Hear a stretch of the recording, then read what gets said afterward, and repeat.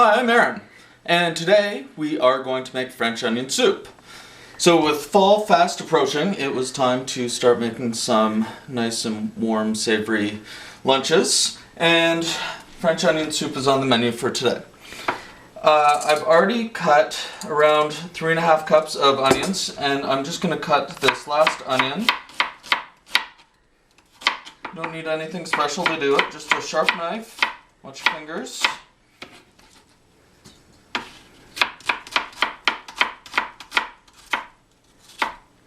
All nice and sharp, or nice and thinly cut there.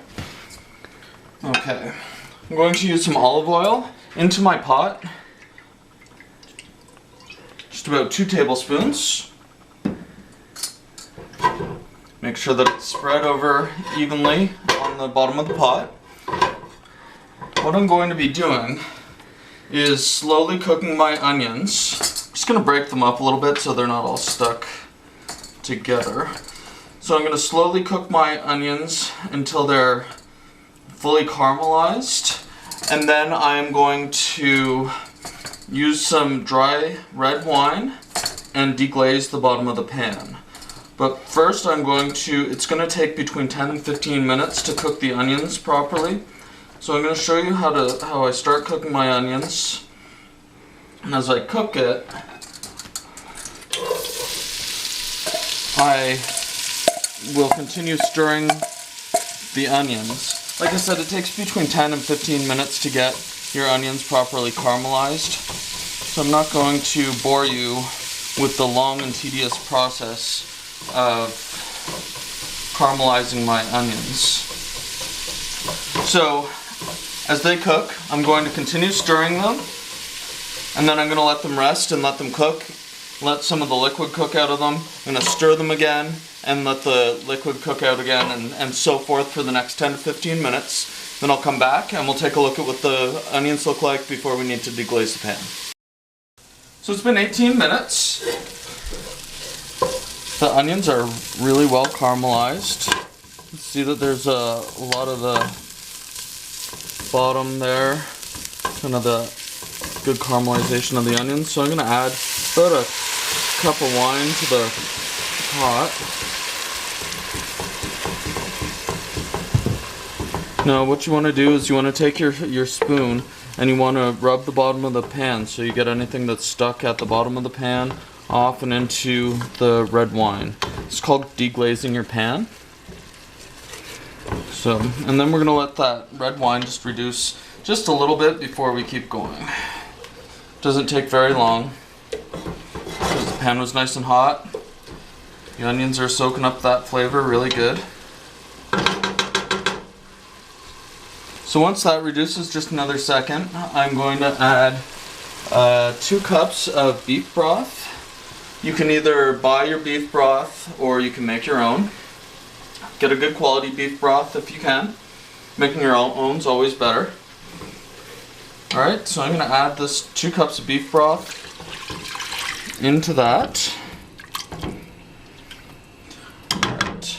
I have some fresh cut rosemary. This is straight out of the garden. So I'm going to add that in there.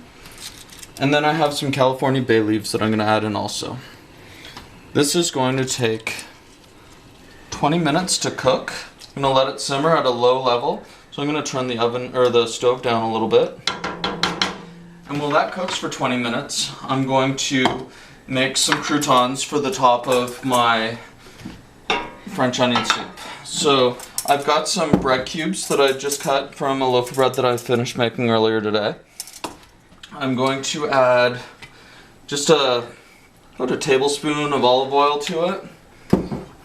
I've got some fresh cut herbs here that I got from the garden earlier. Some oregano and some thyme. So I'm going to add that in there. And then I've got some fresh cracked pepper that I'm going to add in there. Just going to do a couple generous cracks of that. I have the pepper grinder open a fair amount so the pepper is really nice and chunky. I'm just going to incorporate that all together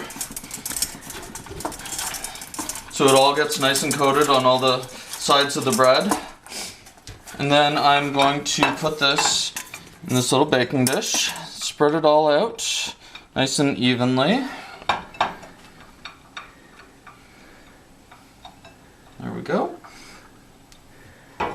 I'm gonna just place this right into the oven, right like that, and that is going to take 15 minutes.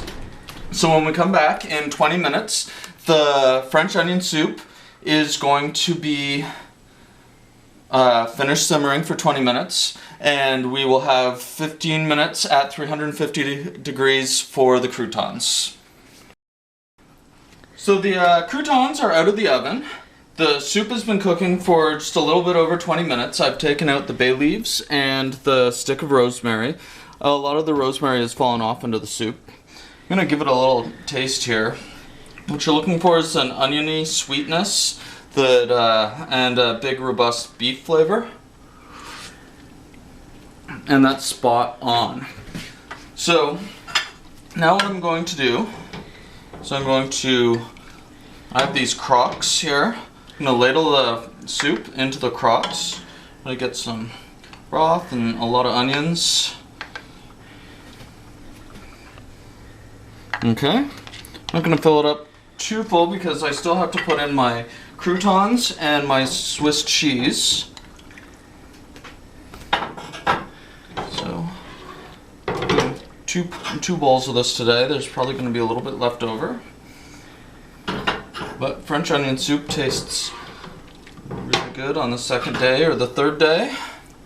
And those flavors are just going to continue to develop as it's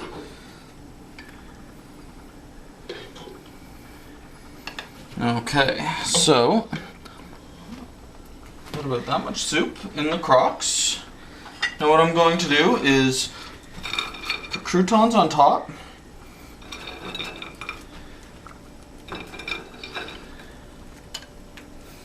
These croutons are fresh out of the oven, so they're fairly hot. That's okay. I turned up my oven to 425 degrees after I pulled out the croutons. And so now I've got some grated Swiss cheese. Just gonna put it on top. Right on top there. And I'm gonna put these into the oven for quick 5 minutes just to get that cheese so it's nice and bubbly and melty. And we're gonna check back in about 5 minutes when it's nice and done. So it's been in for 5 minutes and the soup is done. The cheese is fantastically melty. You can see the soup's kind of boiling in the little crocks. So be very careful when you go to eat it. It's going to be very hot. But this is one of my favorite soups, and it takes less than an hour to make if you don't have to make your own beef stock. So if you've enjoyed my videos, please subscribe and have a good day.